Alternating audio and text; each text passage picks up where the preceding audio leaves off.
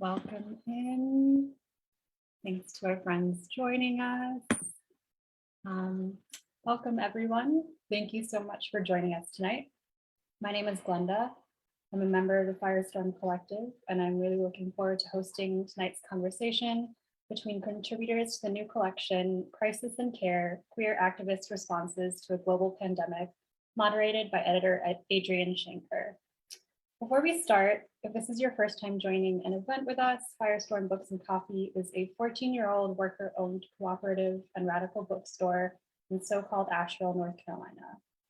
As many of us are settlers, immigrants, or descendants of those forcefully brought to this land, it is our collective responsibility to pay respect and recognize that this is the traditional territory of the Eastern Band of the Cherokee tribe.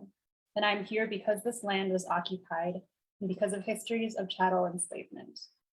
In recognizing that these physical and virtual spaces occupy colonized Aboriginal territories, and out of respect for the rights of Aboriginal people, it is our collective responsibility to critically interrogate the colonial histories and present-day implications of this, and to honor, protect, and sustain this land.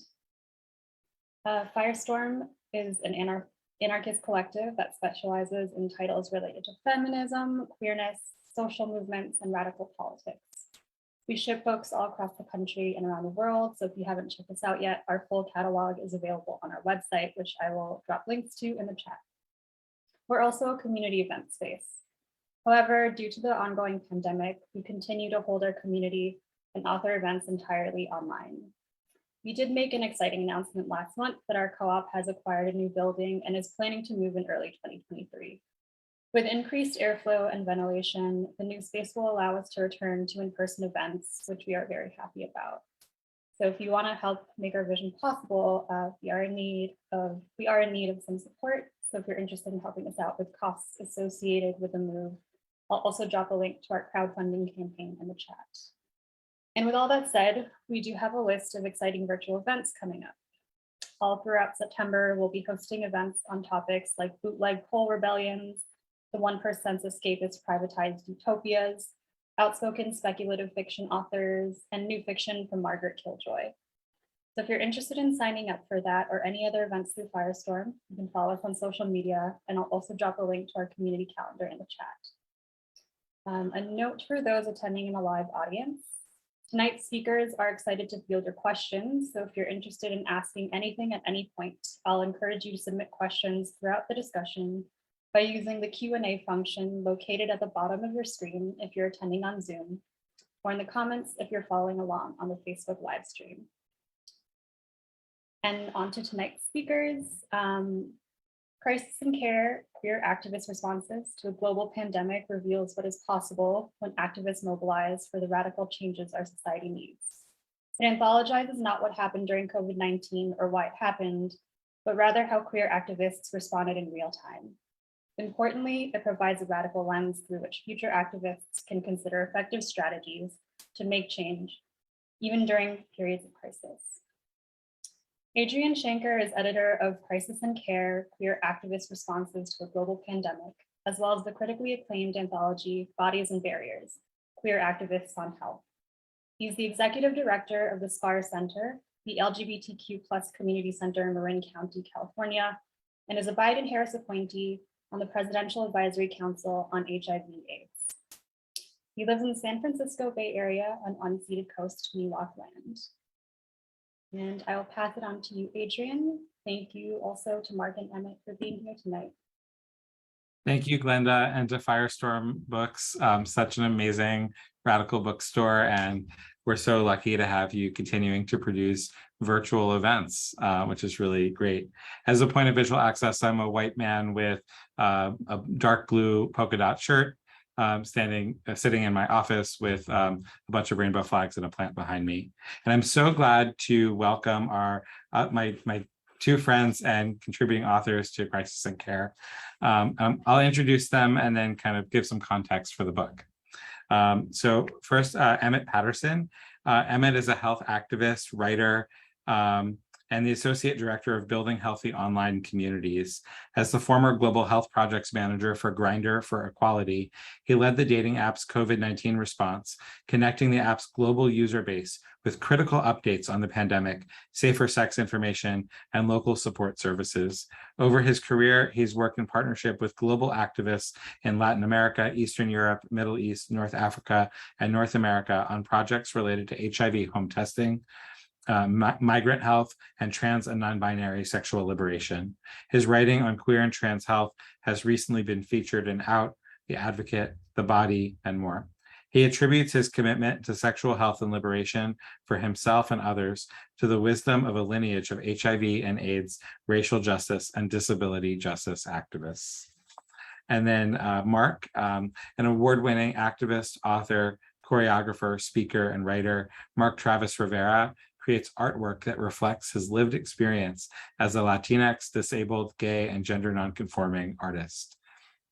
As a dancer, he is apprenticed for the Heidi Latsky Dance and Axis Dance Company in New York City and then in Oakland, California.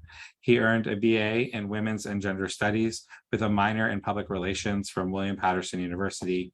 As an activist, he's spoken in front of audiences at Harvard, New York University, and MIT, to name a few. As a writer, he's been published in the Huffington Post, Fox News Latino, and New Jersey Media Group. In 2017, he published his first collection of poems and essays, Drafts, an Imperfect Collection of Writing. I've had the pleasure of knowing both Emmett and Mark, and they are both incredible and passionate queer activists, and I'm so glad to have them not only here tonight, but in this anthology, Crisis and Care.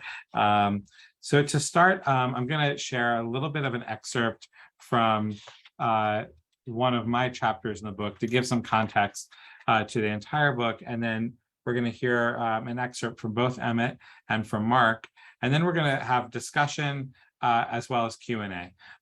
So there'll be an opportunity at any time if you have questions. You don't have to wait till the end. You can use the Q&A function at the bottom of the Zoom and type your question in, and I'll be reading them and trying to either work them into the discussion, or we'll have time afterwards to ask those questions then. So this book was started at the very beginning of the COVID-19 pandemic, literally within the first couple months. I started seeing Facebook posts that friends were writing about different aspects of how they were living, coping, surviving, sometimes even thriving in different areas of their life during what seemed to me to be the greatest challenge that I've ever lived through. At least at that moment, that's definitely how it felt. And so I started just asking people, would you expand that Facebook post into an essay? And a number of people said yes, and that's how Crisis and Care was created. This book really looks at a snapshot in time, which is really the first year to 2 years of COVID. So we know that COVID's an ongoing pandemic, and I just want to acknowledge that as the pandemic shifts, our experiences also shift, but these experiences in the book are really from the beginning of the COVID-19 pandemic, and may or may not be the same after that point in time. So a little bit from my essay, Reopening the Past or Reimagining the Future. Rabbi Morgan Forrest, a queer Jewish disabled study partner of mine, shared, "The one thing that COVID brought me was a period of time when the doors of online connection are wide open. I fear that once everyone goes back to their usual and customary pre-COVID routines, those of us who are disabled, health challenged, or homebound will once again be forgotten and left behind." There's no contemporary roadmap for what happens after a pandemic. Does a light switch flip and everything returns to pre-pandemic times? Is that even possible? Is it a good thing, even if it were possible? What do we say to those who have found solace, community, and connectivity in the virtual world that COVID necessitated? To be sure, social isolation in the first year of COVID was not easy on anyone. Early in the pandemic, people joked that introverts were preparing for it for their whole lives. But with what felt like no end in sight, mental health challenges from prolonged isolation began to increase. Online communities transitioned quickly to create virtual programs, connectivity across time and space. We radically reimagined communities to create connections in the cloud, This was our COVID resiliency, and there's no reason for it to end as the world reopens.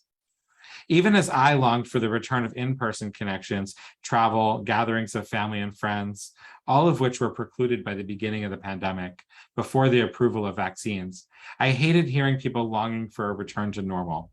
Fuck normal. Pre-COVID normal wasn't working for anyone. What do I mean by fuck normal? Isn't what we've all been asking for a return to what was before? Pre-COVID normal was inflexible and competitive. The pandemic required mutual aid and an abundance of community care. Pre-COVID normal was capitalistic and punitive. The pandemic required activists to call for an end to evictions and the release of incarcerated people from crowded prisons. So yes, reopening much of our society after many people could access vaccines, the human desire to hug each other felt so palpable. But instead of simply reopening the past, we have an opportunity to reimagine the future based not on what we once knew existed, but instead what we now know to be possible. In When Brooklyn Was Queer, historian Hugh Ryan wrote, "I look forward to a future where we also have a past."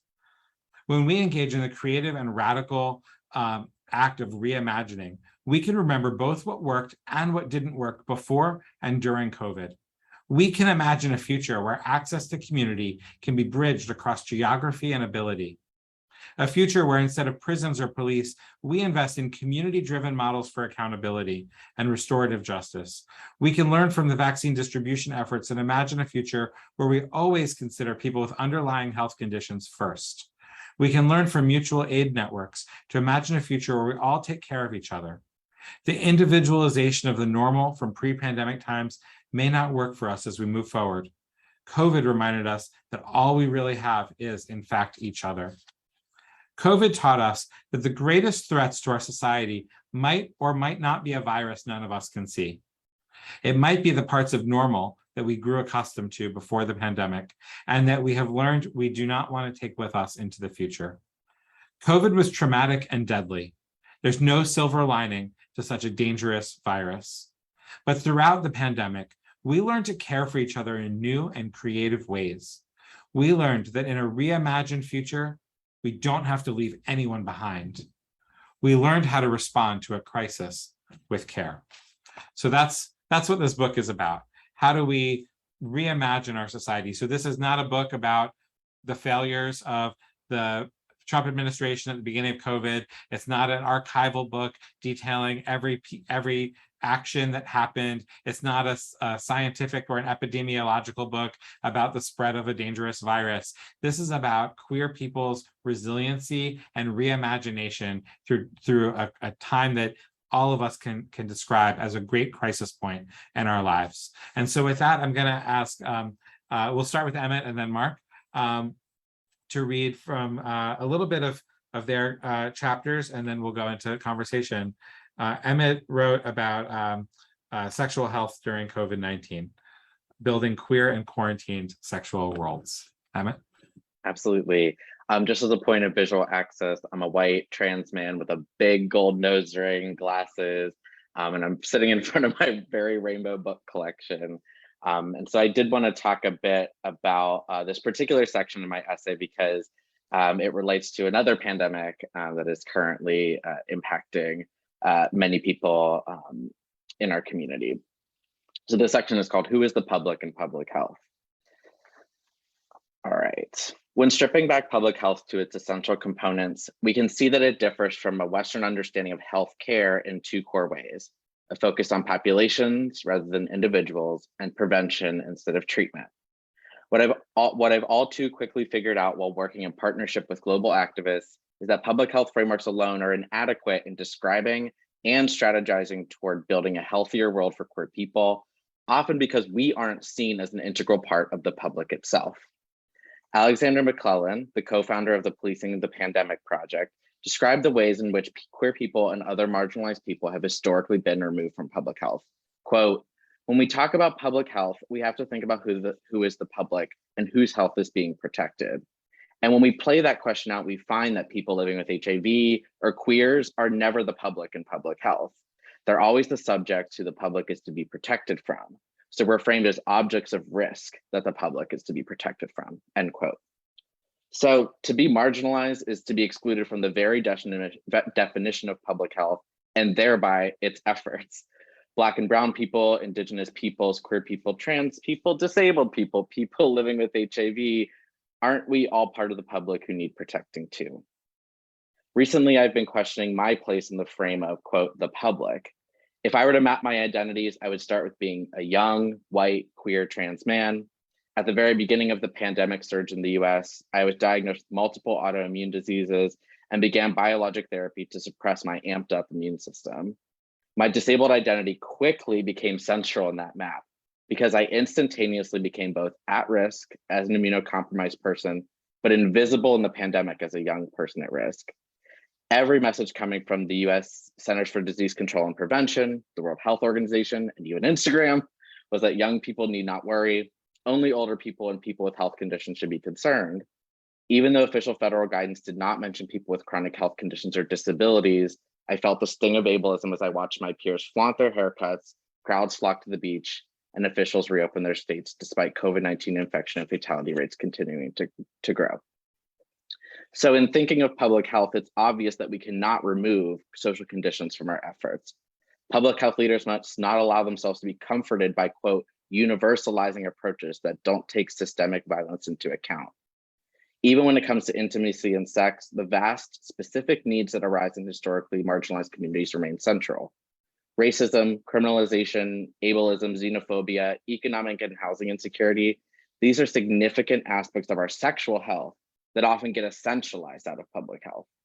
Public health leaders must not ignore the ways in which marginalization and sexual health interact over the course of this pandemic and how liberatory frameworks can describe and alter almost predetermined forces in our lives.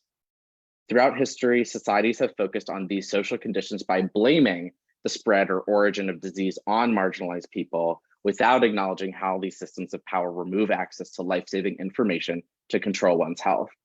For people impacted by the HIV and AIDS pandemic in the US, the 4-H club named, quote, homosexuals, Haitians, heroin users, and hemophiliacs, quote, or rather, queer and trans people, Black people, and other people of color, people who use drugs, and people with disabilities as both the most impacted in terms of infection and those responsible for the spread of HIV. Thus, these groups threaten the health of the privileged public. And I'll stop my piece there. Thank you so much, Emmett. We'll get to some questions about Emmett's chapter, but first we'll have Mark give an excerpt from his chapter, which is called "Spiraling into Self-Love: The Wilderness, the Journey, and COVID-19." Mark. Thank you so much. Thank you, Emma, for that beautiful reading. I'm going to start off by reading the quote that opens the essay. Here it goes. When it is dark, come back to self.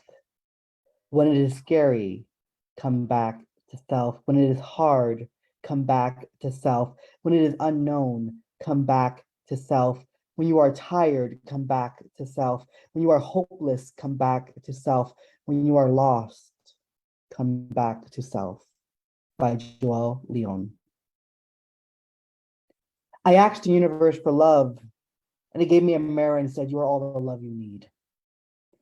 If I am all the love I need, then why does it feel so excruciating, lonely, and painful? So that's how I start the essay. And I conclude the essay with these 2 paragraphs. I wish I could write that this journey has been easy. I wish I could offer you steps to follow that will make loving yourself easier, but I can't. We are imperfect beings, and embracing those imperfections and loving ourselves despite them is the key to true freedom. To quote Dr. Brown from her book, Braving the Wilderness, true belonging is a spiritual practice of believing in and belonging to yourself so deeply that you can share your most authentic self with the world and find sacredness in both being a part of something and standing alone in the wilderness. True belonging doesn't require you to change who you are. It requires you to be who you are.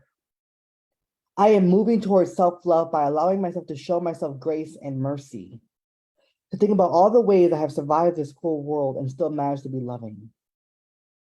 To be loving and kind in a world that has tried to strip me of my humanity, of my own innate worthiness, just proves that self-love is neither a lofty idea that's become trendy nor egotistical. It is a means of survival in a world that claims you are not lovable.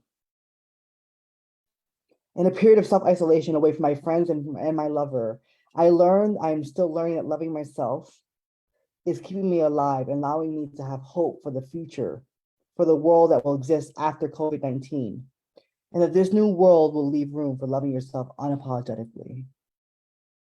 And so what's interesting about this piece is this is the first time, well, last night was the first time I reviewed it, but this is the first time reading it out loud. It was also the first time that I read the piece after the editing process in the 2 years since I've written it. And so much has changed in my life since then.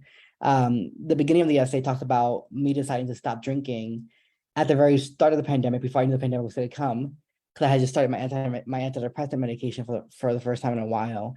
And I was like, I shouldn't mix antidepressants and alcohol heavily.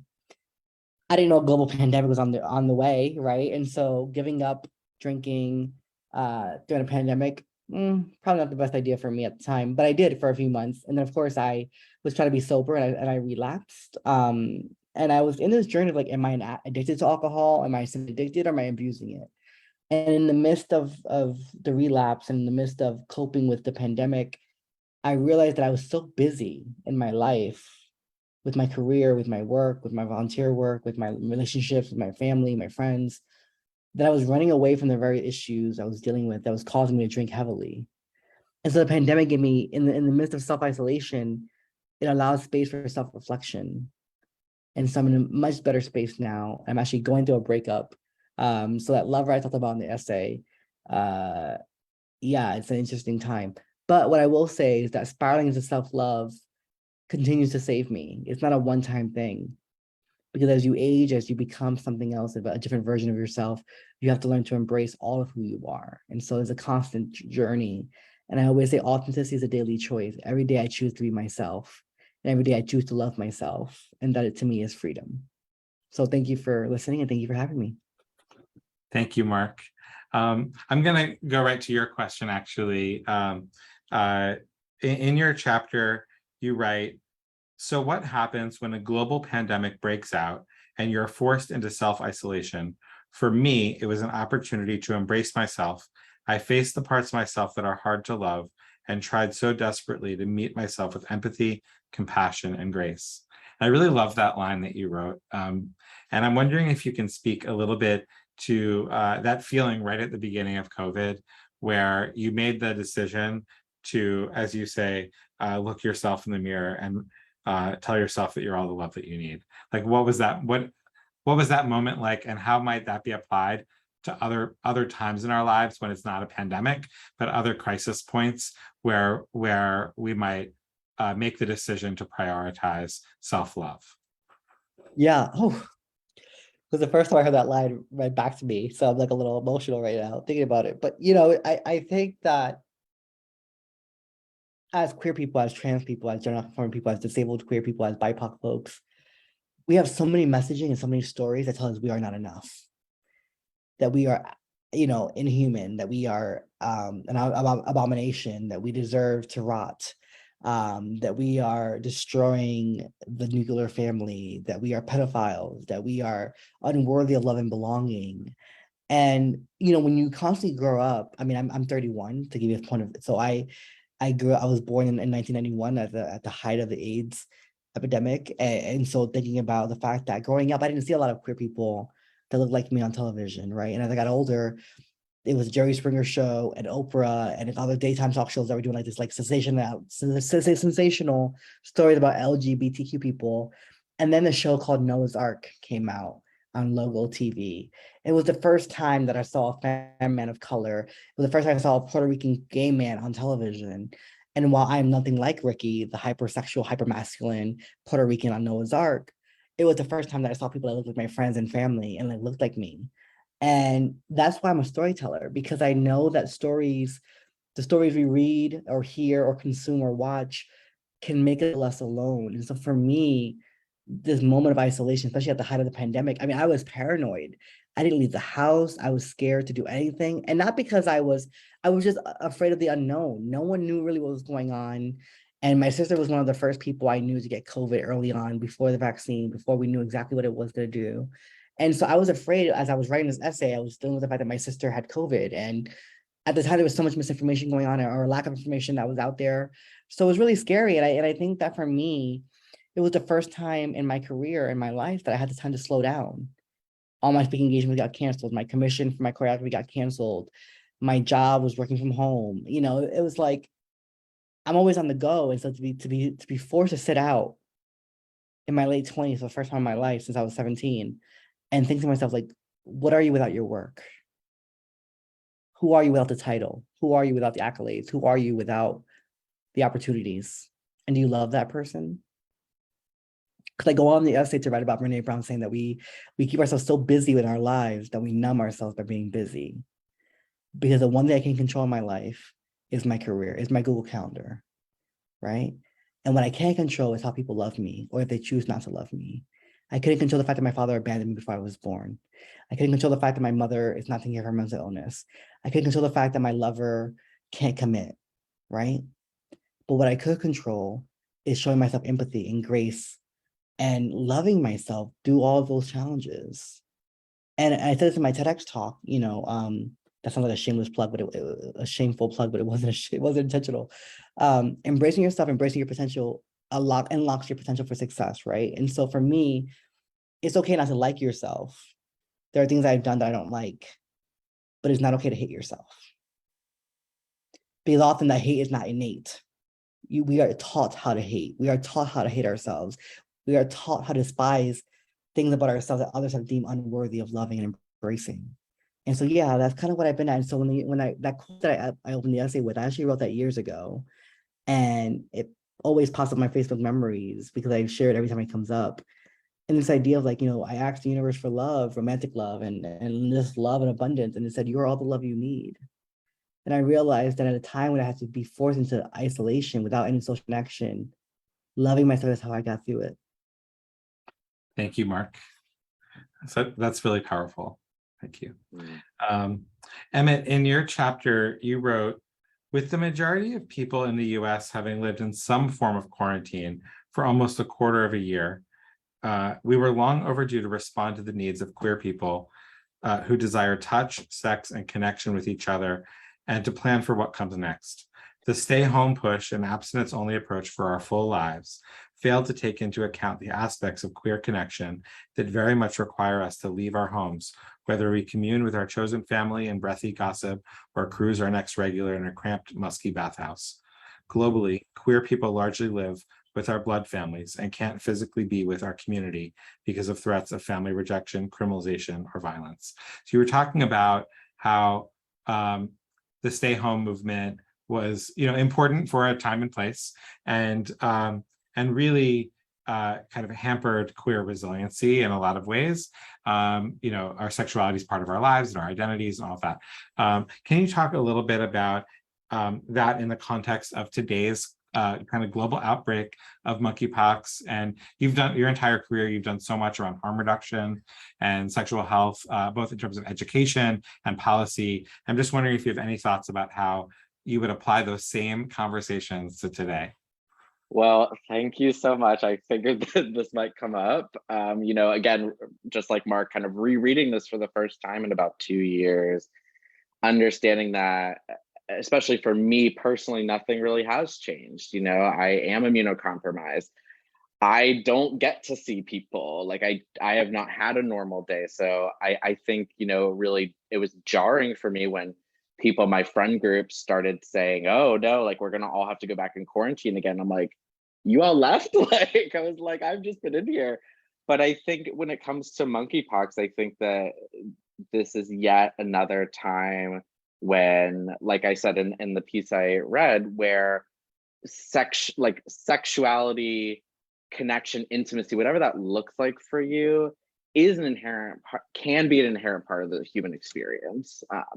And I think especially for queer people, and our community is really, we often don't come from blood families where other people are queer.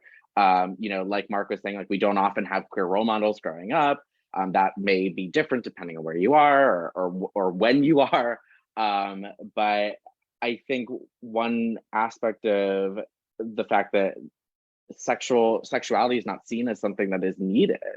I think that this also comes from a lot of disability kind of wisdom around needing intimacy and touch, and also having the experience of people saying, well, you're not a sexual person, or that's not important, or who would want to touch you.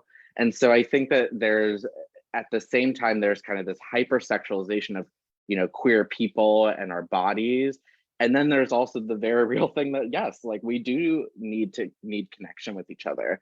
And so when I think about, abstinence-only approaches in COVID, in monkeypox, and of course, in kind of the HIV ongoing pandemic as well, it really revolves down to, a few things for me. I think the first is that, queer people, we are changing our sexual behaviors in monkeypox. We did change our behaviors in COVID. If you look at HIV history, we did change our behaviors, right? Whether we were scared shitless by it, or didn't want to be inconvenienced by some sort of virus, or we literally physically could not live with that virus if we had it or if we experienced it. I think that there really is this piece of we've just been so demonized as well, for needing and wanting something like sex in a time like this. And I just think it's such a disservice I've seen, recently other queer journalists and authors really pushing that message, rather than, putting the blame on the state for, not having enough vaccine, letting vaccines expire, not being clear in the messaging about who is at risk and how we're at risk. And so I will say that that's definitely a piece that the abstinence-only messaging just does not work in or outside of pandemics.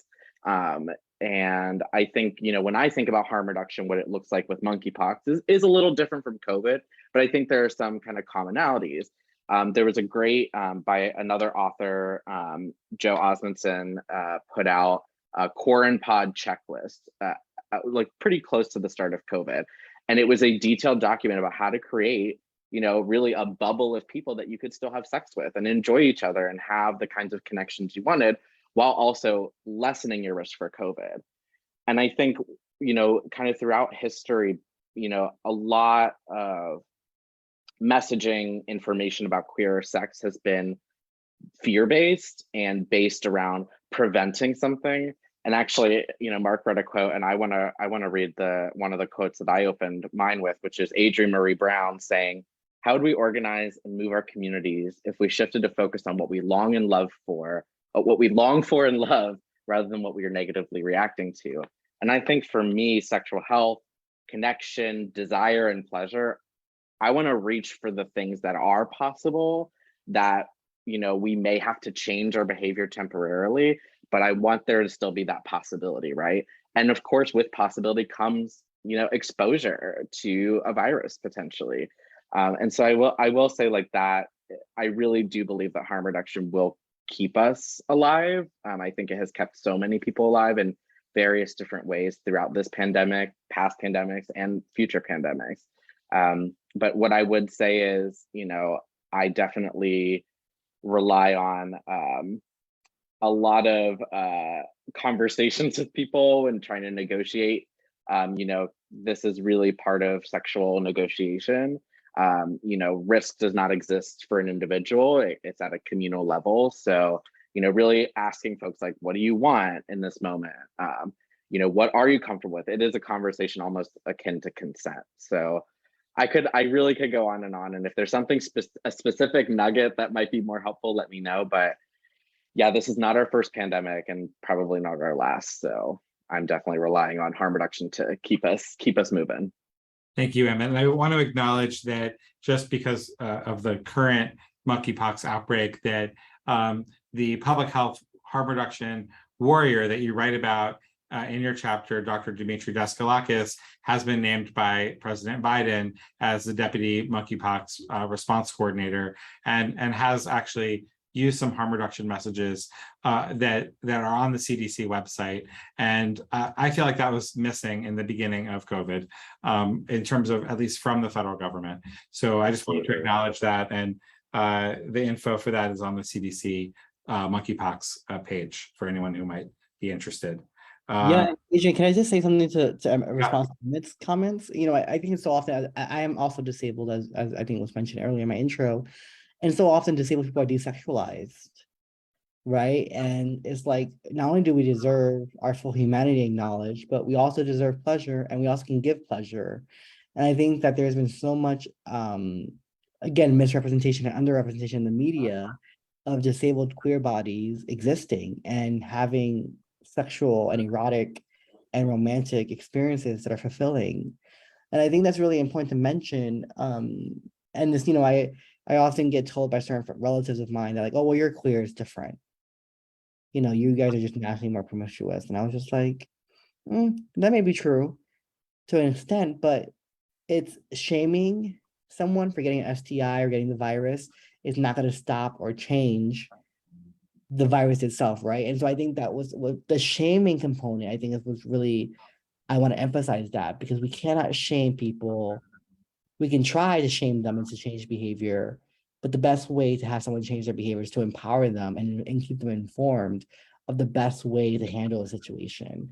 And so I think there's been so much shame, especially in the queer community and trans community. It was like, it's hard to love ourselves. And so because it's hard to love ourselves, sometimes we put ourselves in situations where it's risky, because in that moment of time, we feel fulfilled. We feel like we're loved. We feel like we cared for. We feel held, right? And so it's like, I have found, I wrote in my book, Drafts in a Perfect Collection of Writing, I looked for my father in the arms of strangers everywhere, right? And so trying to fill that void of being fatherless and being a queer man, and a femme queer man at that, it never goes away. But what's really filling the void for me now is how I learned to love myself. So I think it's important to mention. I love that. Thank you, Mark. So Crisis in Care opens with a quote from one of my favorite writers, Aurora Levins Morales, who wrote, "Only by mourning everything we have lost can we discover that we've in fact survived, that our spirits are indestructible." I'll say that again. Only by mourning everything we've lost can we discover that in fact we have survived, that our spirits are indestructible. And I'm wondering if either of you have thoughts about that process of, you know, mourning in these last few years, and also the reclamation, the spirits are indestructible piece. So on either side, if either of you have any thoughts, and while you're thinking, I'll share mine, which is, yeah, at the beginning of COVID, I found myself definitely mourning, you know, the loss of like freedom and movement in a world that just felt like I felt so used to it, and the small things like, you know, missing going to a specific restaurant, or you know, places with friends, to like family gatherings, especially with like older family members that were being even more careful than I was at that time. And I remember this moment when I lost my grandmother during the pandemic, and really thinking about like what grief meant during that time period. But the reason I like that quote, and I put it at the beginning of the book, was because COVID was this time of profound loss that we just haven't like societally grieved, and also it's this time where we imagined so boldly and like reimagined and recreated the world we really want. And there is a part of like indestructible spirit that comes with creation. So I love that juxtaposition, and I'm not sure if either of you have thoughts, but I wanted to pose it. I do. I mean, first of all, this is the first time in my lifetime that I feel like we've had a collective grieving moment. Like, I've never felt this much of communal grief in my entire life, right? I was born in 1991. at the height of, the AIDS epidemic here in the US, but I wasn't old enough to really feel it, to experience the loss. And also the loss didn't feel as vast as COVID-19 I'm assuming, right? Because there's been millions of people who have died worldwide from COVID-19. And what was, for me, it was just, it allowed me to reevaluate my life. Because now that's why I started my podcast, Marking the Path, because I was so afraid to start my podcast. And I was like, you know what, I could die. If COVID-19 taught me anything, I can die tomorrow. I don't want to die with these stories still inside of me. Right. And so I knew I had to go for my dreams full throttle. I knew I had to transition out of my current job that I was working at the time. I knew that I would have to eventually move out of California. I knew eventually that I would have to end things with my lover. And all these things are happening years after that essay was written for me. And it's an opportunity to remind myself that even in my darkest moment, right, in the midst of grief, there is gratitude to be found. And that gratitude for me is I woke up the next day. That although a lot of people died, around the world, no one in my immediate family died of COVID, right? And while I have known profound grief in my life, the death of my brother when I was 14, it was just a reminder that we are part of a collective. And capitalism requires us to be so individualistic. And suddenly we weren't in the office anymore. And we were, and I think there's so much gratitude that I found this COVID-19 pandemic of just still being alive and being able to live my life and thrive, and not just survive, but thrive. And I think that is the resilient spirit piece that you're talking about in that quote, right? Is that like, okay, we survived, now what? What's next? How do we not take for granted the fact that we survived? How do we take our fortune of surviving to then thrive so that others can continue to thrive and survive in their communities and for who they are?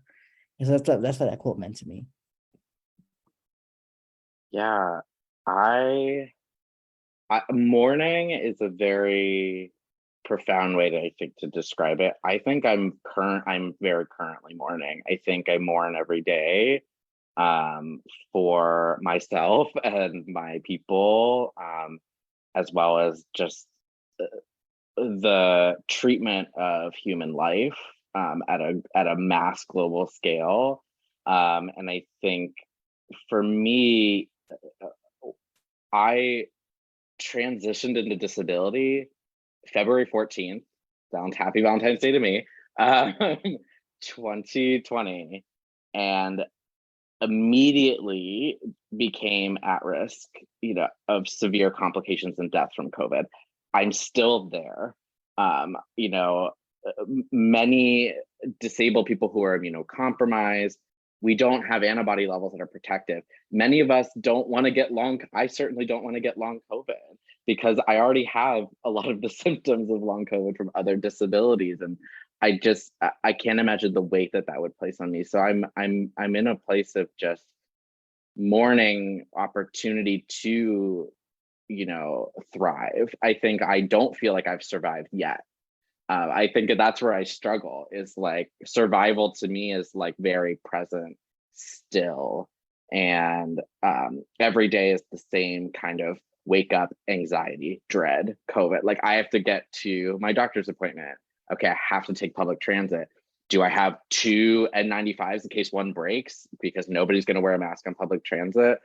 And so it's this background energy and anxiety that COVID still takes in my life.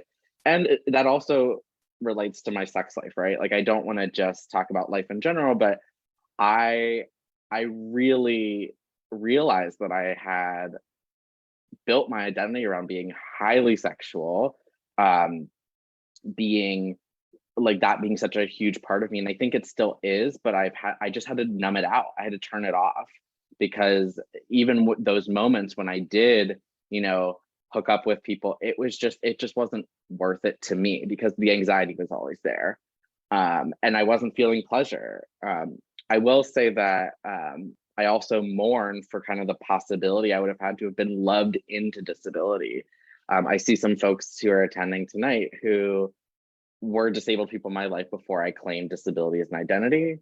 And they loved me into existence. And I feel like there could have been an alternate universe where I could have just gone through this major transition in my life, not in a deadly global pandemic, and how beautiful that might have been. And so I think that's some of the mourning for me. And then on the other side of, you know, tapping into resilience and finding those things that keep me going, I think part of it is now really, you know, being arm in arm with long COVID activists who are fighting for recognition, who are fighting for more research, you know, symptom management, legal recognition as disabled people.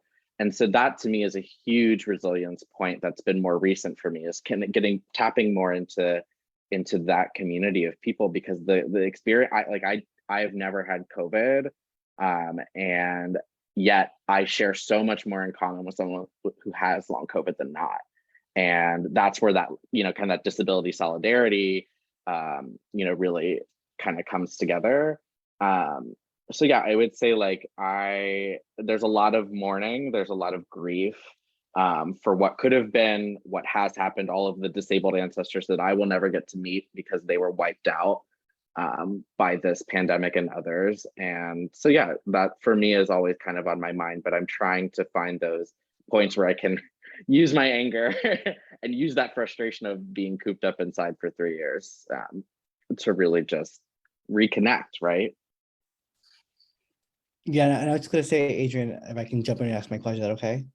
Emmett, as someone who was born disabled, and have done a lot of work with this across the intersection of disability and dance, you know, I think that your story is not unique in the sense that there are so many people out there who become disabled. You just had the wild experience of doing so during a global pandemic. And Yeah. so I want you to know that you are not alone, that there are many of us who are surrounding you virtually, in person, in spirit, welcome you to this community, because we are a community that is so vibrant and so diverse. And we are, what is it? I think last I checked, it was like we make up more than 1 billion people around the world belong to the disabled Yeah. community, right? And that every day someone's becoming a form of disabled, right? And so I think that your story is such a beautiful story of becoming, right? And I think that so many times people think about disability from a deficit perspective. And what I've learned, especially as a dancer who's disabled, is that it's an opportunity for me to do life differently. Mm. And the fact that you are even examining like, hey, you know, I don't think it's worth causing the anxiety to have sex because it's not pleasurable for me, right? And so it's like, okay, well, what does that give you the space to do, right? And there's always a space to examine. And I think that's what I had to learn too, right? Is that like, why am I drinking so much? And it was, you know, prior to the pandemic, and then during the pandemic I stopped, and then during the pandemic I started drinking again because it started to become too much, right? And it becomes this vicious cycle. And you know, this myth that we are overtly sexual and overtly addicted to things isn't necessarily always the case, but I think that we are the least supported subpopulation in our communities. You know, disabled queer people, trans people, gender conforming people, non-binary people. And so now that you are coming to grips with your disability identity and you feel a greater sense of belonging in the disabled community, I hope, what has shifted for you in your work? How has your disability identity informed the way you see your work? That's a great question. I think that it made me really center, you know, the folks in the room who are going to be most impacted, right? And when we think about just the way that viruses work, you know, that they, you know, if your immune system is not ready to fight off a virus for whatever reason, I think that that's like a huge reason to obviously center folks who are going to be impacted by that. And so like Adrian was saying, like, what if we kept putting, you know, elders, people who are disabled or just at higher, you know, higher, I hate using the word risk, but just like highly vulnerable to this, or made vulnerable by, you know, certain powers that be in our government, in our communities. And so I will say, like, especially during this monkeypox, you know, pandemic, I've been really making sure that anytime we're talking about harm reduction, we're talking about it for people also who don't have a lot of wiggle room when it comes to harm reduction. So the harm reduction I preach to somebody is not what I can do necessarily. And I make that very clear. So if I were telling somebody, you know, in COVID, in monkeypox, like, you know, like, why don't you, you know, consider, you could maybe, if you, okay, here's one that's like maybe more specific to both COVID and monkeypox, which is, form a pod of people, and you exclusively have sex with each other. And if anyone, starts having symptoms, they tell each other and they all get tested right away. So it kind of creates a very small world, right? Again, building a sexual world. My world was people had to isolate before I could see them. And it wasn't just from their sex partners, it was, you could not go to an in-person event, try not to use public transit. And I was very, very strict the first few times I hooked up with people. And then I think, of course, like everyone, it's exhausting. It is exhausting to have that in the back of your head. And so I will say that what disability has done, is really to make me think, okay, maybe this hot sexual liberation tip for a pandemic doesn't work for everybody. And so what information do we need for disabled and more vulnerable folks to give them, to give us power to make those decisions?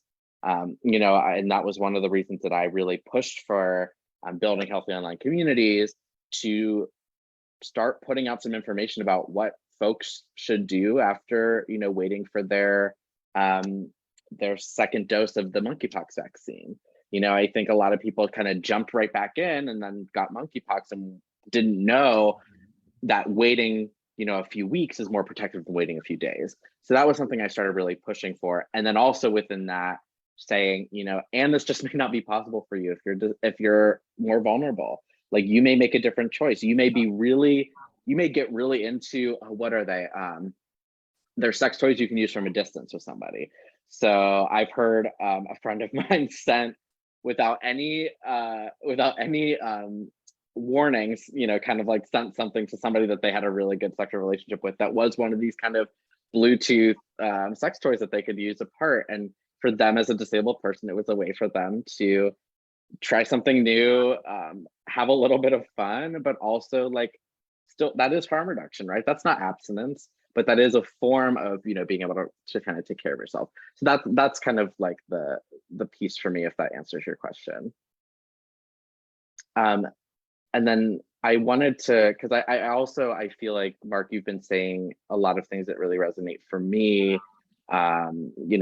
Thinking, I like the comparison that you've been making between kind of your kind of, experiences around sobriety and drinking in the pandemic. And I know for me, my experiences around, using sex as a way, often to kind of numb some of the, anxieties in my life. And I'm wondering, one thing that I think is so prevalent in disability communities is this idea of interdependence, right? So I think a lot of folks who aren't familiar with disability justice might be familiar with more with like a disability rights framework, which is like, oh, we deserve to be independent just like non-disabled people. And disability justice kind of makes that a little more nuanced, where it says we actually should depend on each other and others should depend on us. We are all integral parts of the community. So Mark, my question for you after that very long intro is, you talk a lot about the self and, kind of self-love, working around self-worth. How does interdependence play into that? And how do, other queer and trans and disabled folks in your life bolster that for you? Sorry, that's a great question. It's funny you say that, Emmett, because over the last few months since moving to Atlanta, so the week I moved to Atlanta, I got laid off. And it was the first time I ever got laid off from a job. And it kind of took me for a spin. And I remember having to depend on my community to support me as I kind of got back on my feet. And I finally moved to my own space a few weeks ago. And I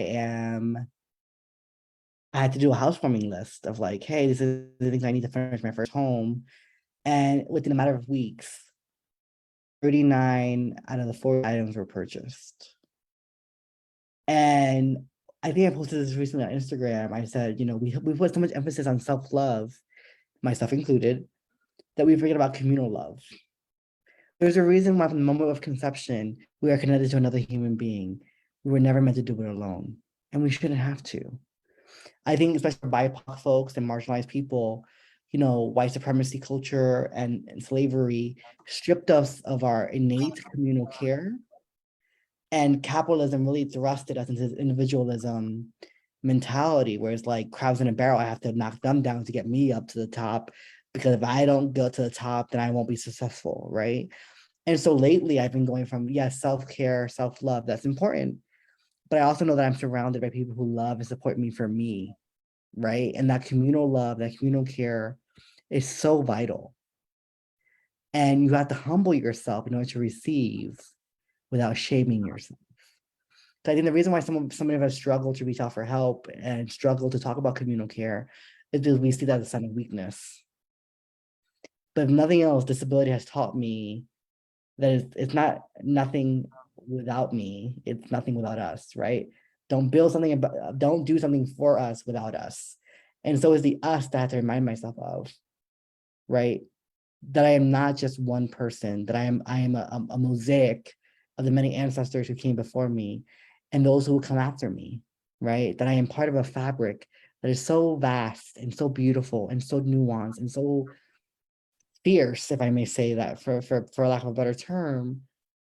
You know, I think people like Alice Wong, and I think of Tanu, and I think of, you know, the Crip Hip Hop, and all these amazing people, Mark Brew, and all these amazing people, Ron Herman, and Sonia Real Glick, and these disabled people who are just badass, right? And it's okay to be in community care. Because within the word community, there's unity, right? And so while self-love and self-care is important, communal care is the other side of the coin, and you need both sides to have the full value of the coin. So we have some questions from attendees that I'm going to pose, and I just want to remind anyone else listening, if you have a question, you can submit it using the Q&A function at the bottom of the Zoom. So I'm going to just pose these, and either one of you or both, depending on your feeling, can answer them. I may shorten some of the questions as well as I'm asking them. But first, along the disability justice lens, how would you suggest aligning with kind of the global South with disability justice principles? Yeah, I think I'm happy to kind of start here.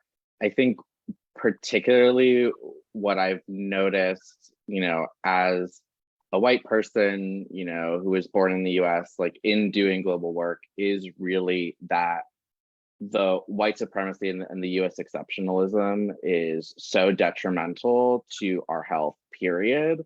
I think, you know, when we look at the way that particularly zoonotic viruses, so these are viruses that happen, you know, when they jump from animals to humans, you know, HIV being one of them, COVID being one of the monkeypox being one of them. I think it's no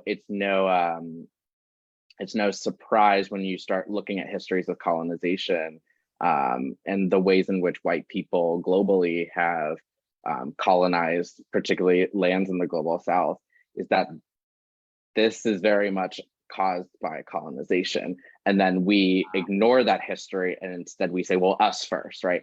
White people in North America, in the US first. And so I think there is absolutely a reason to bring up those colonial histories as we talk about why are pandemics happening and why do they keep happening. And so I think that's a really important piece to bring up.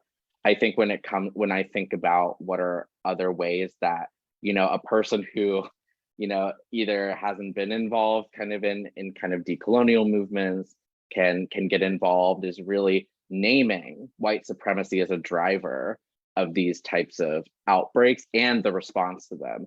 So I would really challenge fellow white folks, especially those of us living in, you know, the global North, to really not just, you know, well, I got mine, I'm good now. To really, when you're calling for increasing vaccine availability in your area, call for it everywhere. Say it's not just here, but it is global. And so really trying to bring in, you know, we cannot forget that borders don't mean shit to viruses, but they have a lot to do with who gets protected, right? Who is the public and public health. So I would say definitely bringing in some of those decolonial frameworks into your organizing, naming white supremacy, naming colonialism as a driving force of the response of the pandemics as well as the cause. I don't need to add. Yeah.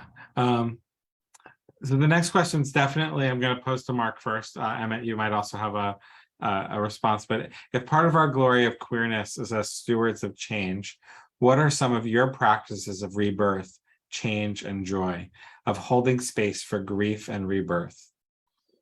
That's a great question. Thank you, Kate, for that question. You know, for me, I feel like I spent my entire 20s running for my faith, because as a teenager who was queer and came out, the church shunned me. They tried to pray the gay away. And that religious trauma kept me from my faith for over a decade. And so, especially within the last couple of months, I've been really leaning on my faith to center me, and not like an organized religion type of way, but in a very spiritual way. And so for me, my faith has been a guiding principle. Even when I was turning my back on my faith never turned its back on me, right? I was always being guided by my spirits, my ancestors, and the higher power. And I think for me, knowing that some days are hard and some days are going to be easier than others, and you know, how I try to center joy is by practicing gratitude, because I don't think we can experience joy without gratitude. I am grateful to belong to these vast and beautiful communities. I'm grateful for the people who love me back to life when I want to give up. I am thankful for the heartache because it inspires my art. You know, I'm thankful for people like you, Adrian, who see my stuff on Facebook or met me and in an event and thought, oh, I want to include him in this next book, right? And because it's I don't see someone like me often doing these kind of things, right?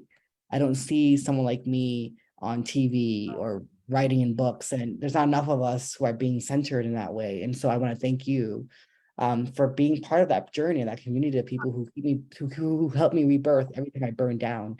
There's a phoenix tattoo. You can't really see it because my shirt is in the way, but there's a bit of a phoenix right here, and it goes all the way up to my forearm. And I'm constantly burning down and rising from my own ashes. And I think this current breakup after a 7-year situationship with my lover, it has been hard.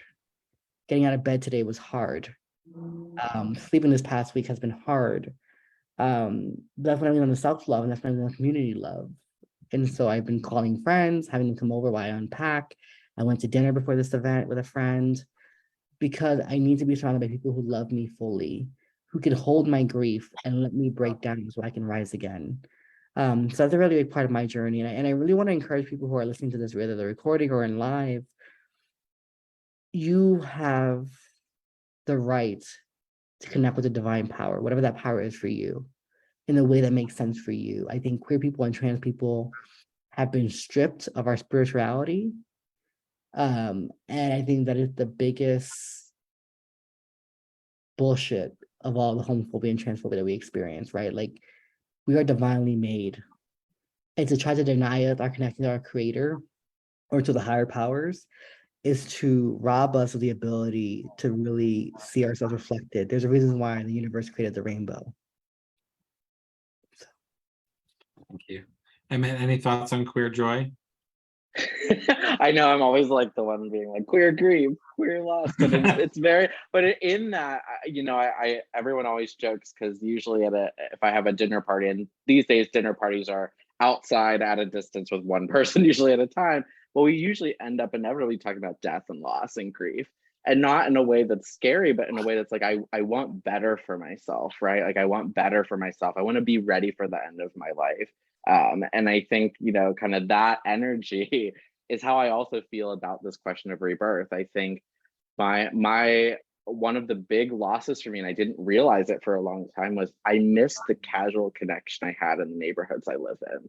And what I mean by that is, you know, talking to the wine guy and like getting his thoughts on something, you know, seeing and like, you know, going into the pool with people I knew. So it's not even just people I love and know intimately. These are people I don't know very much about. It was those casual touch points of connection were something I miss so much, and I still do. And because what happened to me is but like, I think righteously, like, I had my anger. I was very scared for myself. I didn't know how at risk I was. it felt like, you know, I experienced a lot of like harassment on the street for wearing, and still for wearing masks outdoors. And so I think there was a lot of, I just started being angry and I didn't look people in the eye. I didn't want to deal with people. I walked the other way. And now my rebirth is starting to trust that people have good intentions, that they're not actively trying to hurt me. And I think that's a very hard thing for me to do. I think that Mia Mingus, who's kind of a big, you know, person in disability justice, just posted, you know, something on Instagram today. I definitely recommend y'all take a look at, which was about the frustration of watching people say, "Oh wow, it must be so hard to be disabled in the pandemic," and they go on a group trip or go to a huge maskless event without, you know, kind of any sort of harm reduction principles in play. And I think kind of my rebirth now is, you know, being open enough to know my own risk when I'm having a conversation with, you know, a neighbor who's walking their dog, or somebody I see at a coffee shop that I now kind of tiptoe in really quickly and quickly get out of, is just trying to even start that conversation of, you know, like, hey, like, you know, this pandemic is still very real for me. And so I appreciate it when you X, right? You know, there's a coffee shop I now started going to because they keep the windows and doors wide open. And so even though no one's masked inside, there is seating outside, but it's more ventilated, right? And so I try to give folks appreciation versus being like, why aren't you doing this? And that's a really challenging thing, because I do think that there is a time and place still for us to be angry and for us to be scared, and for us to want better from people, even the people that we don't know so well. So again, like, I think it's two-sided for me. There's still a lot of grief. There's still a lot of anxiety and definitely long-term trauma from this kind of isolation. But I'm trying my best to also, like, again, build those possibilities for that types of connection again. And you know, I just gotta add that to that real quick. You know what's interesting is that people say, "Oh, we just have to learn how to live with COVID now," and I'm just like, so because we have the vaccine and because people are dying less, we just have to learn how to live with it. Like, that is so bizarre to me. It's like, you mean you can't just wear a freaking mask on the airplane because somehow that infringes on your rights? You know, it's just so wild to me that, like, we live in a country, especially in the US, to be, you know, you're centric in our conversation right now, but like, they care more about an unborn fetus than they do about someone who's alive now. That they are so worried about an unborn child being aborted that they're banning abortions aggressively across this country. Yet they're doing very little to provide additional resources for low-income communities, for those who are living in poverty, for the rural mothers, for those who are in foster care. And some of those states are even banning same-sex couples from fostering or adopting. And it's just like, well, what are you doing here, right? Like, you care more about a life that isn't even out of the womb yet than you do about life that is actually in this country, in this moment, in the real now. For me, no matter where you fall on the political spectrum or the religious spectrum around abortion, if you say the sanctity of life matters, then you have to put the sanctity of all lives for that to matter, right? Like, disabled lives matter, right? And if you refuse to wear a mask, or you refuse to do things that are going to prevent the spread of a global pandemic virus, then you don't get to claim caring about being, or you don't get to claim being pro-life, right? Because to me, pro-life means the dignity and the connection and the resources needed to sustain the life of all people, regardless of where they come from or what they have or who they are. And so I think that's really an important distinction to make. We can't just move on and try to go back to the old ways of doing things, because the old way of doing things were wrong. The old ways of doing things weren't working.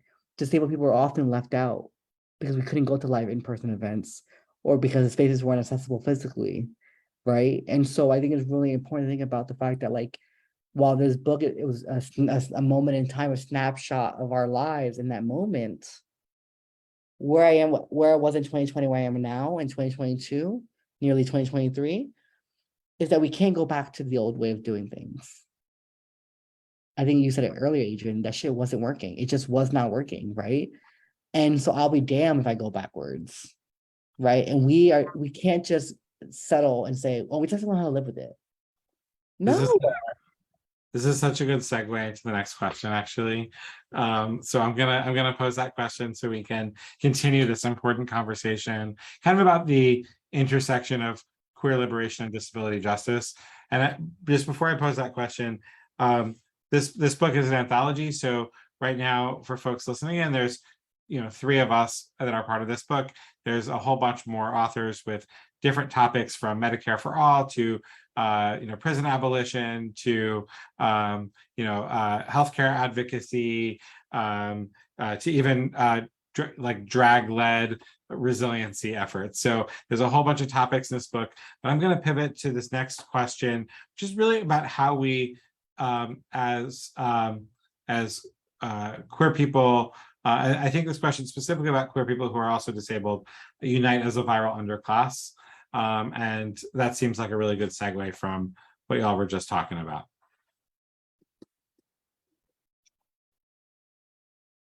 That's a big question. So I'm trying to take it. I've been reading it and trying to take it in. And I think sometimes I don't quite know. I think that in a way, I really got interested in public health from a very young age. Looking back, I have my dad is a paramedic, my mom's an ER nurse. They've both been in their fields for decades, and I was very exposed to, in the semi-rural community that I'm from, was very exposed early on to what health disparities looked like, and certain people are, even from a very childlike level, it was like, certain people know my dad, or say they've seen him a lot, and it's like, okay, why did these particular people maybe in this neighborhood see my dad, the paramedic, more than other people who I go to school with or whatever. And I think kind of growing up from that, and when I kind of came out as a trans man, again in that semi-rural community, there was just not really anything that was for me and that was supportive around particularly my health. And I think in a way I started understanding, this is how healthcare disparities, look and how they feel, being denied very routine care, just because of who I am, and because there are no, legal protections, that say, no, you can't discriminate against trans folks.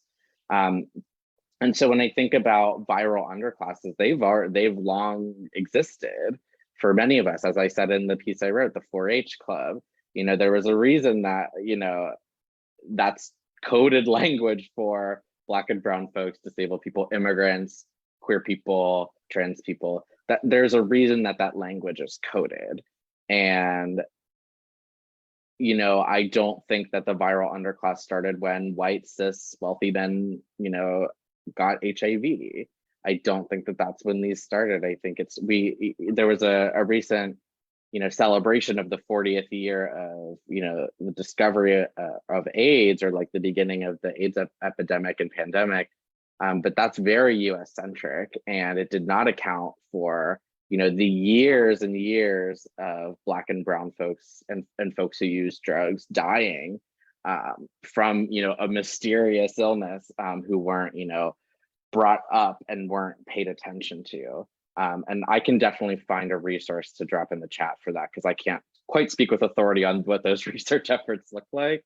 But I will say that in my opinion, I think there are so many different strategies depending on where your strength in whatever movement you're in are. I know for me, one way that I'm thinking about it is really trying to mobilize people in my life who want that normalcy, that Mark and Adrian have both been talking about, who want to be able to go dance and have fun. I'm like, yeah, me too.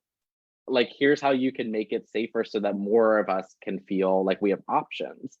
There have been some great efforts in Oregon and Chicago, and now I think the Long COVID Justice Network is going to potentially start doing some of this, where it's an open letter to people who are organizing queer events and queer life in cities, about where are your COVID precautions? Here's what we would need to feel like part of this community again. And I think, Mark also kind of pointed to it earlier, disabled queers have often not been part of the community for very physical, access related reasons, and also reasons around not being seen as desirable or seen as queer enough because of our disability or disabilities. And so I will say, like, that's a thing I'm kind of looking for, is like, can you be the squeaky wheel, you know, not asking, but, you know, saying like, hey, like, we still need COVID precautions. Like, who's not in the room right now? You know, who's missing? And, you know, can we get creative with hybrid events? So I think that that's one way I'm seeing it. And of course, I think the other way has to be, you know, federal policy just has to step up, and policy needs to be put into practice to support the many ways that COVID and now monkeypox are going to keep impacting our lives. And, you know, that looks like financial support when people have to quarantine. That looks like mental health services and community care, like Mark was saying, like having a place to call. You know, even if you're not, you know, currently thinking about hurting yourself, like there still is a lot of grief and anxiety that should be talked about. You know, if you're a person who feels very much like part of this quote unquote viral underclass, like it won't get better for me and nobody's coming to save me.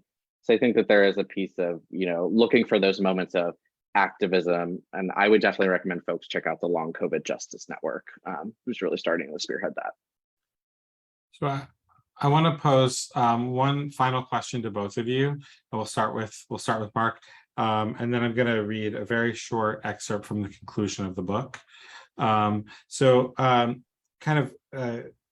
If you were to think about everything you know about the last few years since March 2020, right? What's the one lesson for future points of crisis that you hope queer communities remember?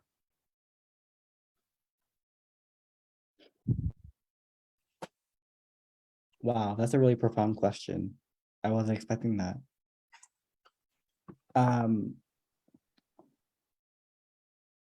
That we've endured worse, and we may continue to endure really bad things, but that we will always endure. And that the reason why our communities have continued to survive and eventually thrive is the sense of real community, right? And it's like, I exist at the intersection of multiple identities, and I don't have to fragment myself. Right? I belong in every space I enter. And so knowing that I belong and knowing that I'm loved by my community and my chosen family, I think has been really essential to me surviving this pandemic, this ongoing pandemic. And I think in future crises, as it comes up, to really center communal care and not just self-love and self-care, but there's a reason why the book is called Crisis in Care, right? I mean, actually, I don't know if that's the actual reason why you called it that, but I'm assuming that's why, right? And so there's a need to have community care and to know that there's no shame in that. Absolutely. Care in times of crisis. Crisis in Care. The publisher wanted a shorter name. Emmett? I will say I was on a monkeypox virus call earlier, and this idea came up from trans elder and just overall badass and storyteller Cecilia Gentili, who, you know, we kind of were speaking as two trans folks who, you know, talk about sex, work around sex, really enjoy being sexual as trans people. I feel like one thing I hope that people do take away from this is that you are a person of worth, and that even when things are hard, there are ways to say, like, fuck this situation and I'm gonna survive it. So I think what I would say is I hope that queer people keep wanting better for ourselves. I hope we don't settle.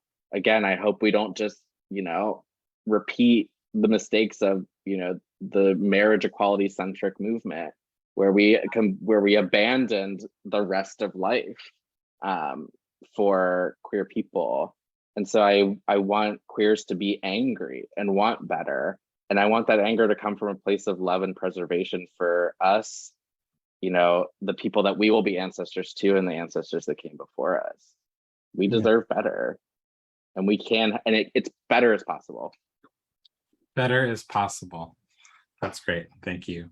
So I'm gonna read from the conclusion of the book, kind of like a literal bookend here to kind of provide that closing context.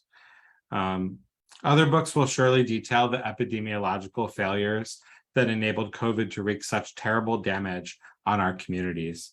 Crisis and Care sought to present a different story, how queer activists responded to a crisis with care, compassion, resiliency, and results. COVID taught us how much we rely on essential workers, delivery workers, healthcare workers, grocery store workers, and others. So after COVID, we should treat these workers like heroes every day, not only when they need to put their bodies on the line. COVID taught us how important universal healthcare is. Access to testing, treatment, and vaccines were free for those without insurance. So after COVID, we should fight for a Medicare for all system because healthcare is a human right, and our bodies deserve access to care at all stages of our lives. COVID taught us that prisons are a cruel and unusual punishment, literal petri dishes where physical distancing is impossible and hand sanitizer is contraband. So after COVID, we should fight to abolish unjust systems and create community-based models of accountability and restorative justice. COVID taught us that drastic changes are possible. Schools were closed, businesses were shut down. The US federal tax deadline was moved. So after COVID, activists should demand the big structural changes that our communities have always needed. We can no longer pretend that change is impossible. We learned a great deal about how our society can be improved because of COVID.